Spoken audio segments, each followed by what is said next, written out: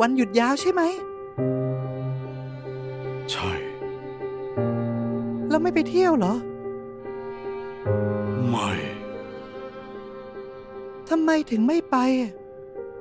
นี่มันวันหยุดยาว คนเขาออกไปเที่ยวกันเยอะ ไม่อยากไปแย่งกันเที่ยวกับคนอื่นเขานะ แล้วเหตุผลจริงๆล่ะ